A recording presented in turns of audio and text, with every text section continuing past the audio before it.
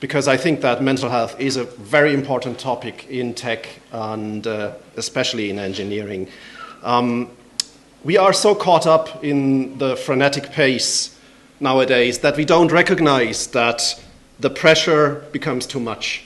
It's a bit like the proverbial frog in the boiling pot that doesn't recognize it's being boiled because the temperature is only rising ever so slightly.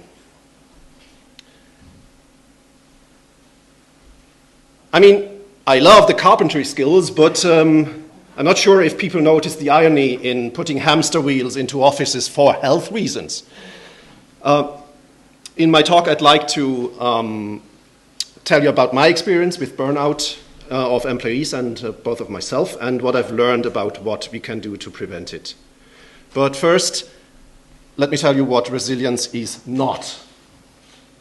Resilience is not ignorance. It's not ignoring what's happening around us and with us.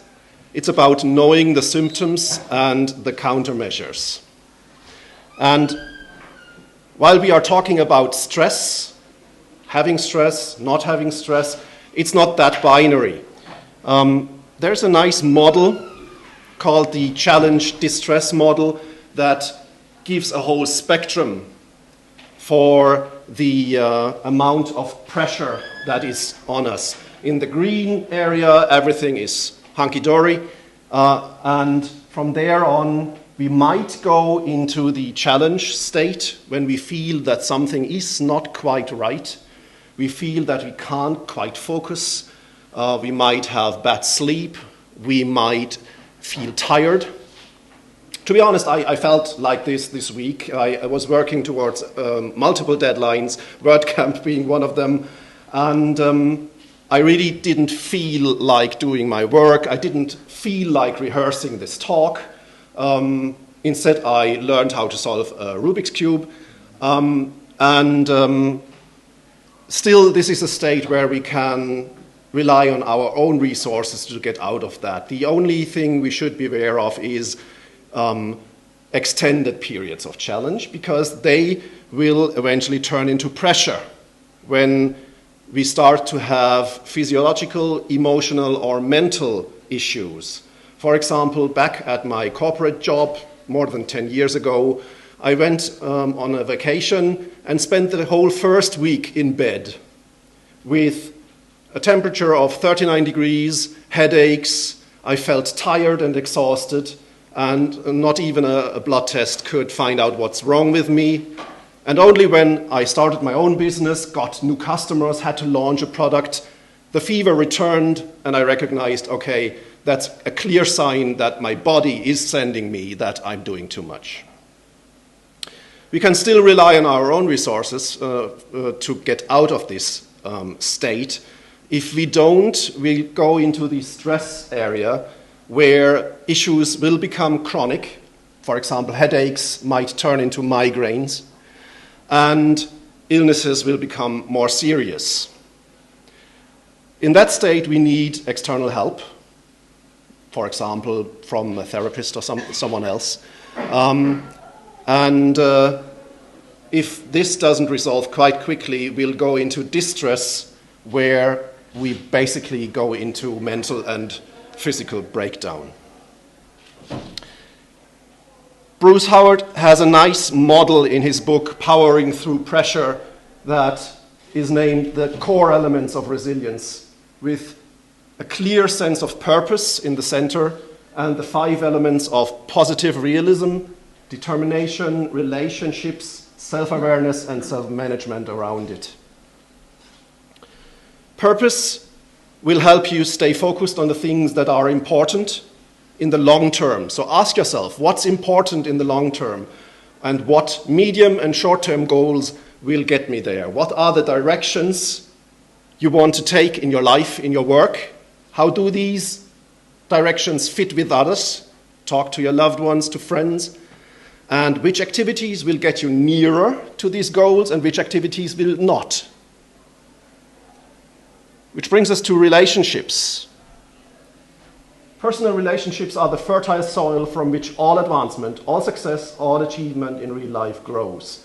On the flip side, relationships that don't work well can be the worst source of difficulties and anxiety. The next element is positive realism, and that's not the same as optimism. Optimism means you believe that the good thing will happen, while positive realism means that you believe that anything can happen, but you know that it often won't. Determination helps you get nearer to your goal, so be determined, have a clear course, but remain open-minded that you might have to change your goals and to take detours. Let the solution, not the challenge, be at the center of your thoughts. When the going gets tough, self-awareness will help you to start noticing that in the first place. And the stop method might help. So if you feel that the pressure is mounting, simply stop, take a breath, observe what's happening in you, around you, make a decision and then proceed.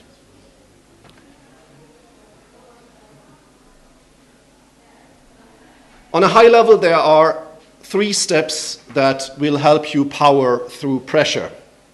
First of all, you need to release pressure. And there are many, many ways, and they are very individual to do that. For example, you can emphatically verbalize your current emotional state of disarray. A plague on both your freaking houses! Sorry, but sometimes Shakespeare is the only option. You can go out and party. You can stay in and play computer games. You can stroke a cat for 30 minutes. You can listen to soothing music. Whatever helps. However, you also need to take action so that pressure can't mount to these amounts in the first place. So, for example, if time is your problem, then you need to manage your time. For example, I start every day with a cup of coffee and planning the day, scheduling the most important tasks that will get me nearer to my weekly goal, which I define each Monday morning. That way, distractions and unplanned work, as they are plentiful in web operations, will not distract me too much from the things I'd like to achieve during the week. If your pressure comes from relationships with your wife, with your boss, with your coworkers, there's basically only one way to resolve them, and that's by communication. And there are many helpful models to communicate constructively, and I can recommend the book Nonviolent Communication. That's really good. If change is creating pressure, and that goes mainly to the managers out there, there are many things you can do to take pressure off your team, even though every change will be a crisis, small or large, because people don't like change. And long term, you need to change your mindset.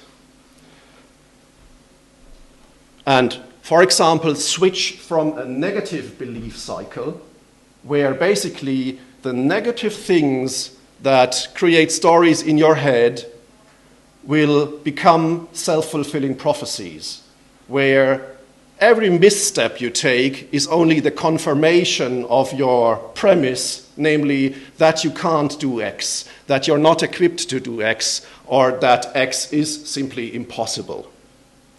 By replacing that with a positive belief cycle, where you focus on what you can do well, what you know well, you can make a change and go into things with a positive attitude that will at least add to being successful. So to wrap things up, here are a few interesting books that I can recommend. Powering Through Pressure is a good book. Stronger is a very interesting book. Slack is not about the chat app. It's about leaving space in your plans for unplanned stuff. I've already mentioned nonviolent communication, and I'm a big fan of the Stoic philosophy. My main workstation has the host named Seneca, and Stoicism and the Art of Happiness is a simple introduction into this philosophy. Yeah, so thank you, and I'm open for questions.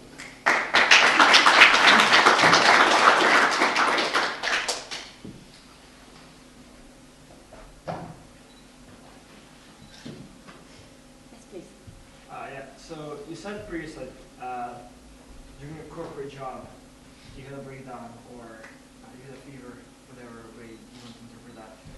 Do you think that that was solely on yourself and the way you work, or you think that that specific company should have done something better to actually equip people? At that time, I suspected it was a mix of many things. I had a lot of stress in my job as a manager. For example, with an employee who had severe burnout and gave me hell. But also personal stress. At that time, my wife had severe health issues. We just had our first child. So things were stacking up. And I wasn't equipped to deal with that, basically. And I guess that's what ended up being manifest in this kind of non-flu flu.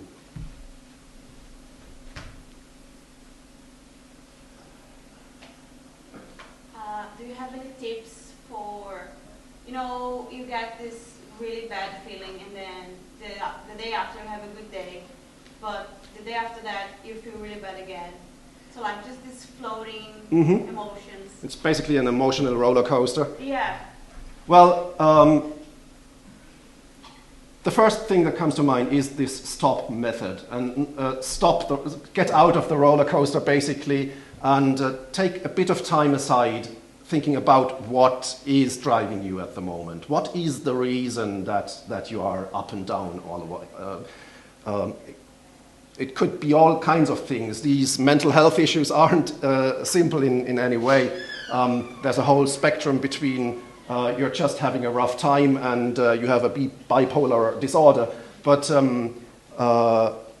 just asking yourself what's happening, what causes the ups, what is causing the downs might be a good first step at least. Thank you.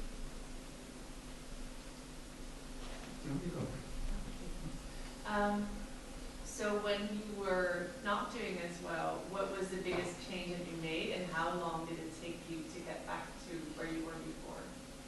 In my case, it was quite easy when this high temperature returned for the second time, and I think it even returned for a third time. I knew how to handle it, which was drop my work and simply take time off for a few days. Simply get my mind release the pressure, basically, and that really helped. Of course, that also gives you time to think about what's happening. Is this deadline as serious as I took it, or is this customer really so difficult as I feel like it? In my case, it was simply shift down 2 gears, and I was fine. I think we take one last question. Sure. Damien? You had a thing there about changing from being the negative thoughts, which you're self-prophesizing, to the positive thoughts. That's a huge shift. Mm-hmm. And how does one do that?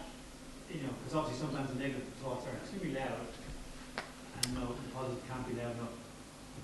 And it certainly is no surefire recipe.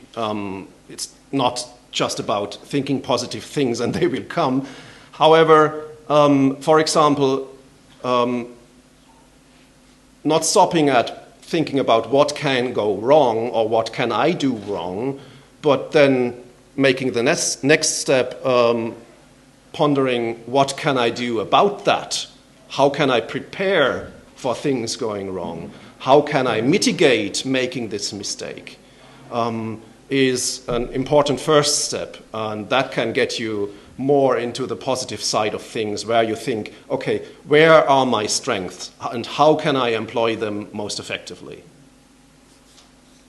I have a question that's come in online from Dan at WPNR. Do you have any tips on applying, I can never pronounce it, Stoicism into your day-to-day life? Let me think. There are, well, I think the thing about positive realism is more or less a Stoic attitude. So knowing that some things will go well and some things will go bad is only the first thing. And then knowing that many of the things I can imagine won't happen is a good way to practice Stoic philosophy without having studied it. I think we're going to wrap up there. Jochen, thank you so much. Thanks a lot. Very, very much.